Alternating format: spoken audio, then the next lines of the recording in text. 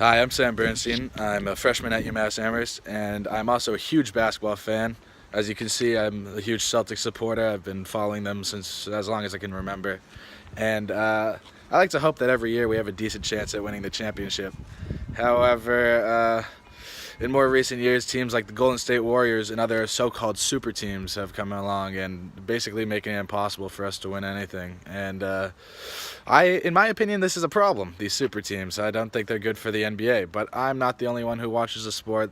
I'm not the only one who supports teams, and I'm going to take it to the streets and ask people what they think about it. So before I began interviewing anybody, I wanted to give them the most prominent stances that people take on the super teams issue.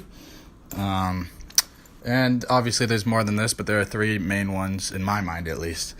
The first one is that of a fan of a super team. And obviously they love the whole idea. Their team's winning the championship.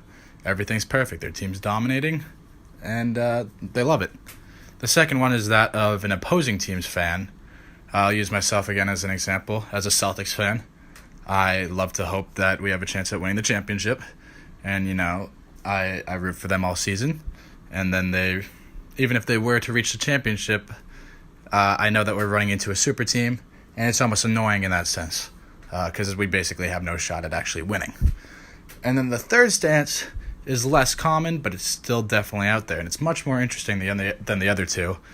It's very similar to the steroids issue in baseball, where some people actually take the stance where they think that players should be allowed to take steroids because it makes the game more interesting. And they're like, why not let people be as good as they can possibly be and let them hit insanely far home runs, throw incredibly fast.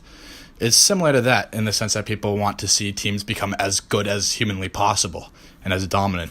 And they find great interest in that and watching those teams play. So those are the kind of the background that I kind of gave everybody before I interviewed them, and I let them take their own stance. All right, so I'm here with Zach. He is a freshman comp-sci major. He's a big Oklahoma City Thunder fan. So first question for you, what do you define as a super team?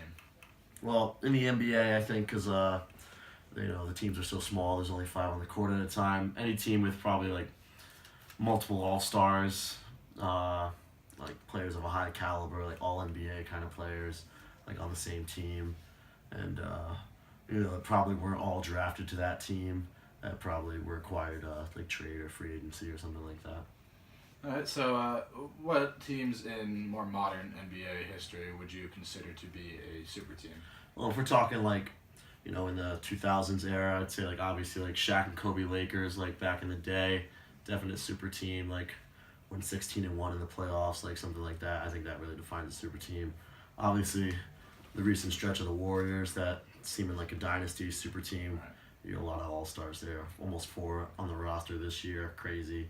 The Cavaliers with Kyrie and LeBron. The maybe 2008 Celtics could like be included in there.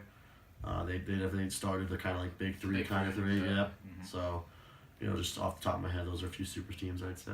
Yeah. Do you think that these super teams are ruining the NBA?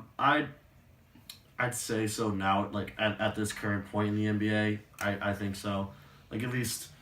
In the earlier years, besides Shaq and Kobe Lakers, like they were a really, really dominant team. But that was like 3 years and they broke up, so it seemed more okay versus they didn't get better and better like these Warriors are right now. With the addition of DeMarcus Cousins. Oh, yeah, and then Kevin Durant and the following season, they just kept getting better. Exactly. It just kind of makes it when you're starting the season be a little trivial to be like, oh, my team's got a shot. Like, I love OKC, but we're probably not going to win the championship this year. Yeah. It does make it sour, for sure. Do you have any potential solutions then to this problem? Yeah, I think like especially with what happened this offseason with DeMarcus Cousins signing for like the veterans minimum when he is not a minimum salary player. He is an all-star of superior talent and just makes it totally unfair. Granted, he's coming back from an injury, but with how the Warriors roster was already, it just really sucker punched the league in the gut and just kind of took a lot of the competitive feel out of the whole game this year especially. And it's felt like it's been going on for a few years now. So I think the solution to that is like maybe like players of a high caliber making all NBA teams, all-star teams, shouldn't be able to accept lower salaries than like their maximum potential. especially on a team that already has multiple All-Stars of that same caliber. All right, great. Thank you, All Zach. right. No problem. It's been a pleasure. All right, so this is Max. He's a freshman, sport management major, has a decent knowledge of the NBA and basketball in general. What do you define as a super team? What do I define as a super team? To me, a super team is a team that consists of 3 or more superstars, and what I mean by superstars are athletes that can pretty much average more than 20 points a game and just consistently help their team in any way they can. All right. Do you think that these super teams are ruining the NBA? I don't necessarily think that they're ruining the NBA. I think that they're changing the NBA. What do you mean by that? What I mean by that is the NBA won't be ruined by super teams being created. People will still always watch, and I don't think necessarily it's ruining it. I think it's just everyone wants to win a championship now, and back in the old days it was stay on your own team, Right. win a championship the hard way. And now it's like, all right, I'm DeMarcus Cousins, where am I going to go? Yeah. I'll go to the Golden State That's true, Warriors, like that but way, that's yeah. what I think. A potential solution would be to make like a committee or something and only allow some to happen and not let it get out of hand. Okay. So they watch over where people go. When Pretty much they already have it in place, like cap salaries and stuff of that nature. Right. So a committee that would say like, hey, we're not going to allow these players to all be Yes. on the same team. Yeah, and if someone wants to declare and go to a different team, then they have to go through the committee first, and then they could either get declined or approved. All right. Well, thank you, Max. Awesome. Thank you, Sam. All right, so now I'm here with Nico. He was my cameraman from the last clip with Max. He's a finance major. He, like myself, big Celtics fan. I think a super team is just a team that undeniably, beyond the fact that it just controls the league. Controls the league. Like you know every year they're gonna win. Yeah, and most other teams don't have a chance at. Yeah, they don't have a chance yet. Do you think that these teams are ruining the NBA? I don't actually think they are. You don't. No, because I think that like if anything, it just creates drive for other teams to like literally beat them, and it just makes really good games. You know what I mean? Unless like your team sucks, and then it's just a blowout. Right. Yeah. It's an interesting take. So for those people that think that super teams are ruining the league, Yeah. what would you suggest as a solution for that?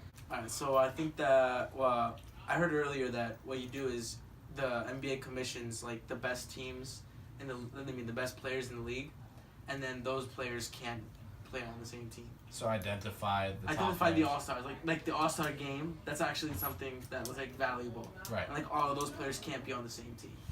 Makes sense. Like you literally like the all-star game could literally be the Warriors versus the East. Yeah. That That makes sense. could actually be it. Very true. I mean, their lineup consists of 5 All-Stars, 2 former Literally the MVPs. USA team could be the Warriors. Exactly, yeah. All right, well, thank you for your time, Nico. Thank you. All right, so now I'm with Greg. He's in my sport management lecture.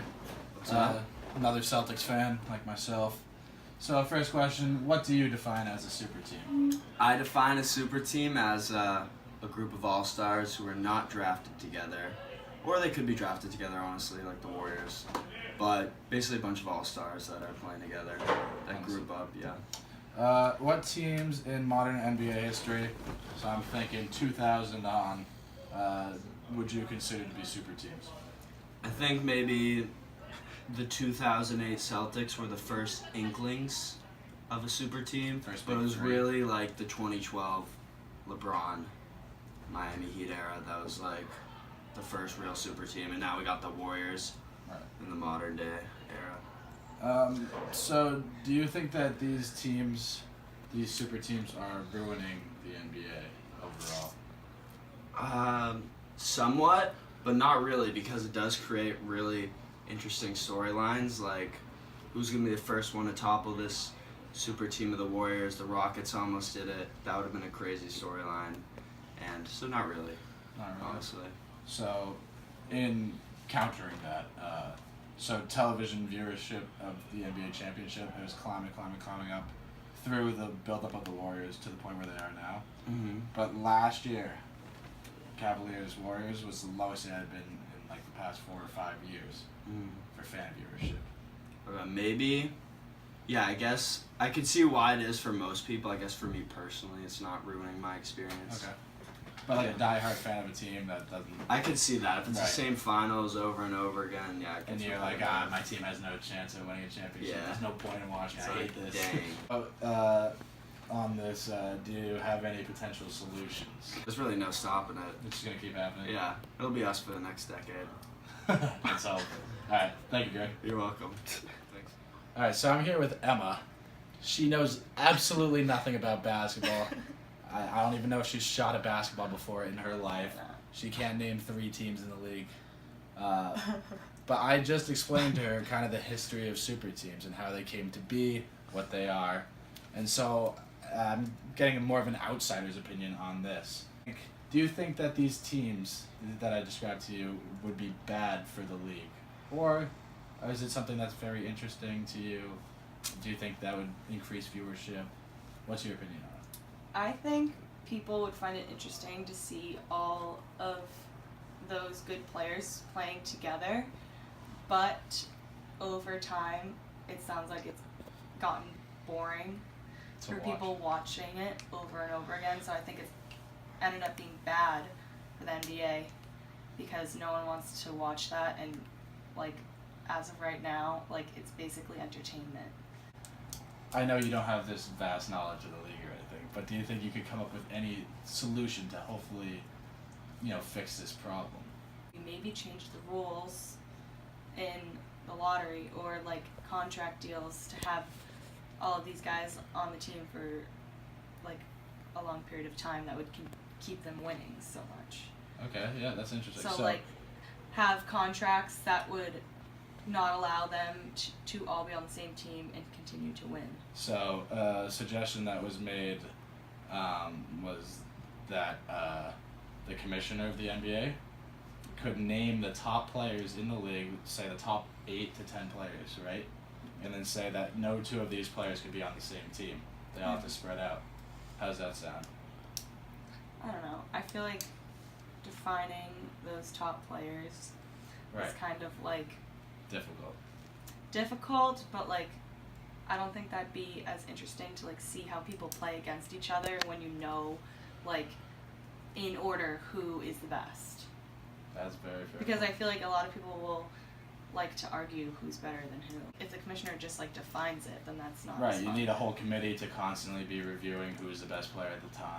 The list would keep changing. So, all right. Well, thank you for You're welcome. learning about basketball and know so answering my much questions. now.